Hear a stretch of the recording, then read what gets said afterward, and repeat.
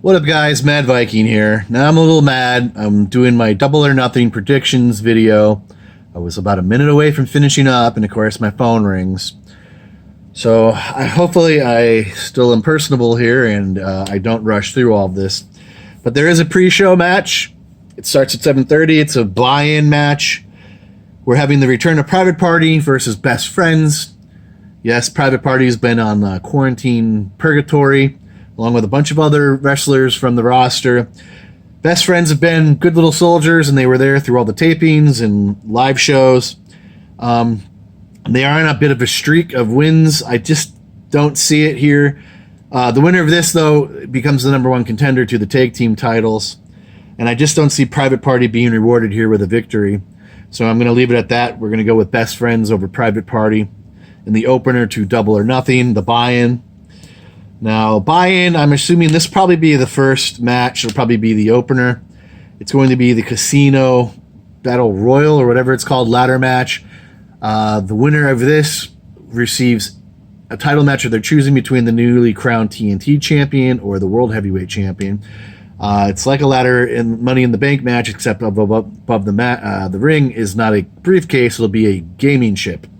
Whoever secures that gaming chip at any point in the match, they can be wrestler number 1 or 2. If wrestler number 2 runs up that ladder and gets that chip, it's the end of the match. It's kind of like a Royal Rumble. Somebody comes into the match every 2 minutes. But what I just described to you, somebody early in the match grabbing the chip and ending the match, I don't think it will happen, because the 9th man in this match is a mystery man. Unless mystery man comes in at number 1, Mystery Man will be at number 9, and there's no way in hell the match will end without Mystery Man coming and entering into the match. Now, I will keep saying contestants. The wrestlers in this match are Kaz, Scorpio Sky, Darby Allin, Orange Cassidy, Luchasaurus, Rey Fenix, Sabin, Colt Cabana, and Mystery Man. There's been a lot of speculation who the Mystery Man's going to be. A lot of these dirt sheets are saying Sting. A lot of them are saying it's going to be Rusev, possibly Matt Cardona. What was somebody? I can't think of his name. My more pick was somebody they've already had, not somebody on the roster. What is his name? They've used him in the past with the Inner Circle, and he fought Moxley, I believe. What is his name? Brain fart. That was my mystery pick. I don't see them wasting, like, bringing in Zack Ryder on a pay-per-view. Yes, it's a pay-per-view, but it's in front of no people, no fans. I could see them maybe doing it with Rusev. I could see them doing it with Gulak. Drew Gulak was another name. I don't know if they're going to sign him. I could see them bringing him in, but he is a part of this West Coast group that included the Young Bucks and Brian Cage and Kenny Omega, all those guys, and they hire their friends in AEW, so it won't shock me if Gulak comes in. So yes, it could be Gulak. Phoenix pretty much got banged up in his match on AEW this week. He's still going to be in this match, but I doubt he does anything. He probably comes out at entrant number 8. I'm kind of like a hair in my throat. Sorry.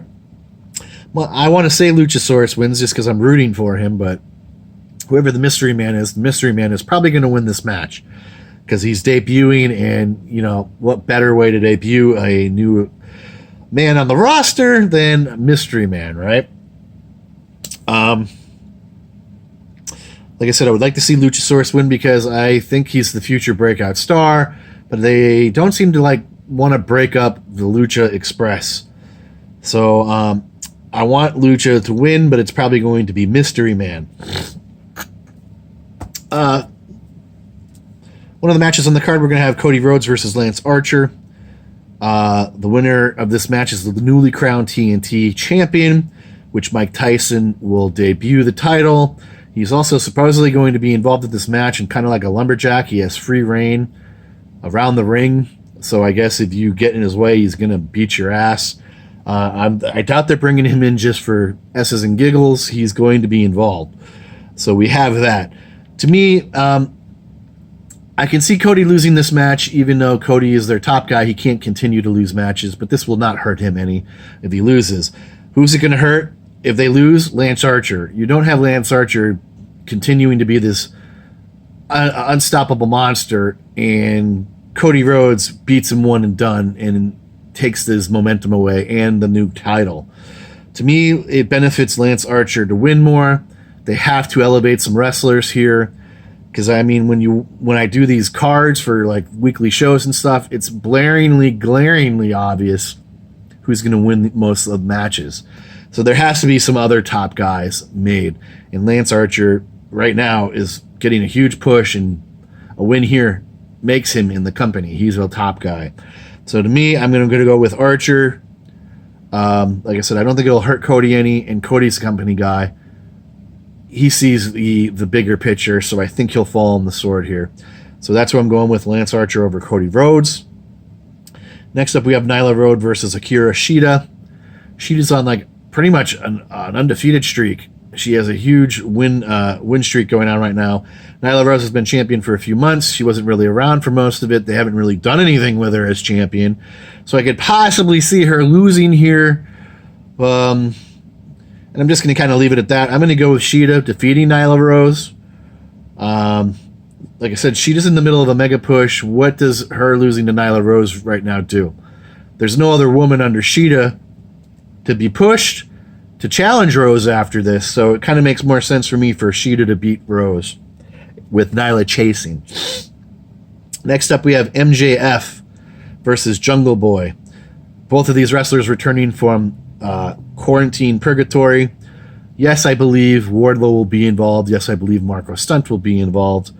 And I don't know why MJF is sweating this match like he's supposed to be scared of Jungle Boy.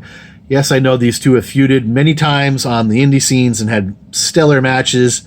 I haven't seen any of them, but I know of their lineage. To me, I don't see MJF losing the Jungle Boy here just because Jungle Boy doesn't win any time. Yeah, it'd be nice to see Jungle Boy win here, but what does it do for him? And what would it do for MJF? MJF is being pushed. He's not quite the top guy, but he's the middle of the road guy, and losing here doesn't help him any. So I'm going to go with MJF over Jungle Boy. Now, next up, I don't know how this is going to go because Britt Baker got injured on this week's AEW Dynamite when Statlander and Shida threw 200-pound plus Nyla Rose onto her leg. It's rumored that Baker tore her ACL, which means she'll be gone for quite some time, at least a year. And if this match doesn't happen, they're short a match on the card. Now, they have an extensive women's roster. I'm sure they can find a replacement.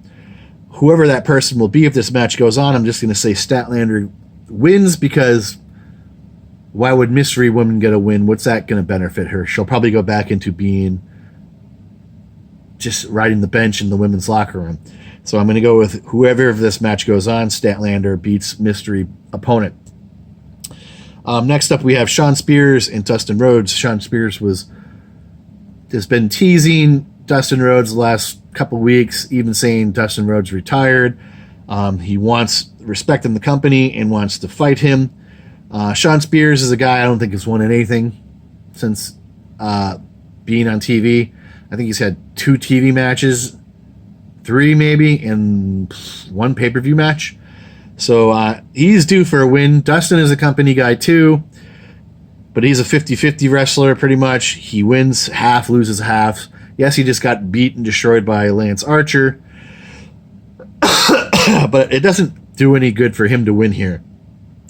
Shawn Spears needs to get a couple wins, and he needs to kind of move up the card. I'm going to go with that. I'm going to say Shawn Spears defeats Dustin Rhodes, which should be a great match. Looking forward to it.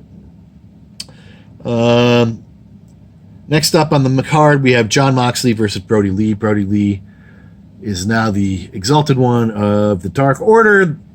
I was always assuming Brody Lee was the leader, but whatever, I guess he would be a proxy. And what's the other guy's name? Grayson. Both those guys are Canadians, and they're trapped in Canada due to travel restrictions, so that's why they've been missing from TV tapings.